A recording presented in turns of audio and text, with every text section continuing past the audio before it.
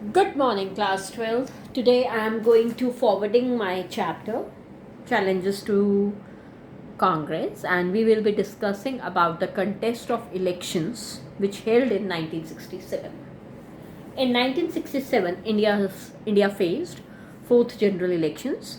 Although in our next last video we have so far done about the verdict of the elections of 1967, in this topic we will be doing which factors influenced the results of the 1967 elections. The first thing which influenced the results or the Congress faced challenge at the time of 1967 was the economic crisis. This may come as a different question because there were many factors which led to economic crisis at that time. Number one, we have to remember since the beginning of 1963 or 1960s era, there were failure of monsoons.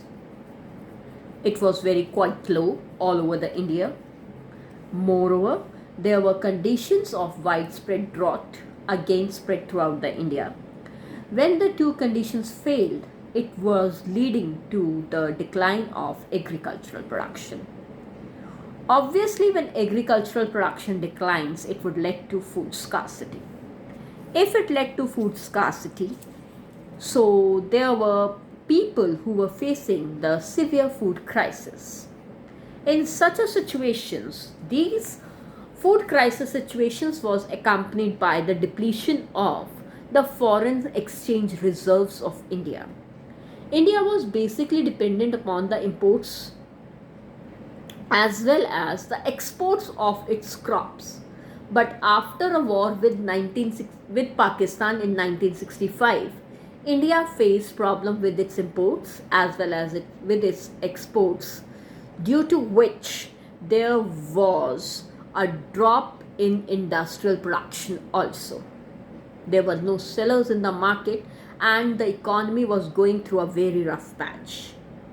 As we have simultaneously gone with two wars in 5 years, one with China in 1961-62, the other with Pakistan in 1965, it was felt that there is a need to maintain an army, and for that, from government funds, military expenditure was made. In order to make our country more progressive, there was diversion of resources from development to other reasons. Ultimately, when all these things happened, it also led to the de-evaluation of currency. USA forced India to de-evaluate the value of rupee against US dollar in order if she wants to have financial aid. At that time, when Indira Gandhi just became or just been declared as the Prime Minister of India, $1 was equal to 5 rupees. But just due to this evaluation, Indian rupee got weakened. Now it was $1 is equal to 7 rupees. So, in such a crisis, when people were like this way, the economic crisis was severe in the country, it led to another second factor, which we called as people's unrest or the popular unrest. Here, unrest basically refers that when you are not certain about things and you are feeling a bit unease. As there was food scarcity, as there were food crisis, low agricultural production, no foreign exchange, a stop over industrial goods, unemployment prevailed, poverty emerged, the prices of the essential commodities went high. Due to the Arab-Israel war or due to the oil crisis at that time, even we have to face a great price rise. Ultimately, people come on protest. There were all over bans, hartals, demonstrations. And to control them, government only found a way that they have to declare them illegal, and it is a law and order problem. This is not a problem with government. Abhi, this position was going on when we talk about the third factor. In such a situations where there were deep economic crisis and people were totally dissatisfied with the government, at that time there was rise of communist as well as many socialist party. After the Indo-Sino War, the Communist Party of India, we already have studied, being split. The Communist Party of India, Marxist, emerged. From here, the another problem begins, the problem of nihilism.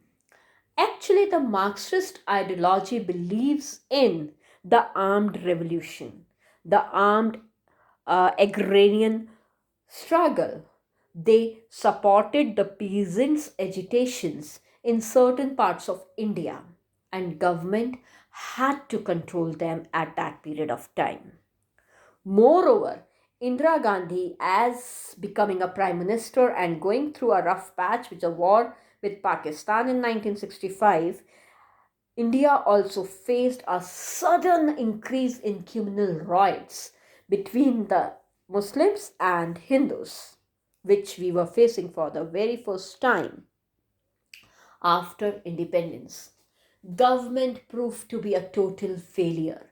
It was not able to manage the economic crisis, neither able to manage the peasants' problem.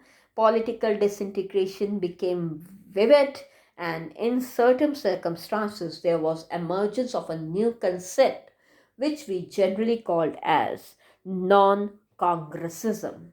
People had already started losing faith in the Indian National Congress.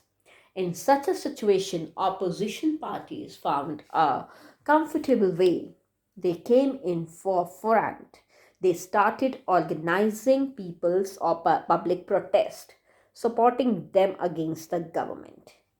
Moreover, in such a situation, there was also a realization among the opposition groups. The opposition political parties realize that they are not in power because they are divided. If they become all together, there may be a chance that a difference may appear. Congress can be challenged only if they can unite it.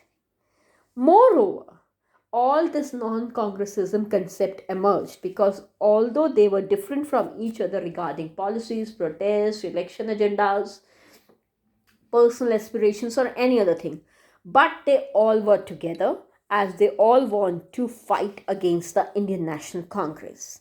So, in such a situation, a new leader emerges with the name Ram Manohar Lohia came in forefront, and he started organizing different political parties.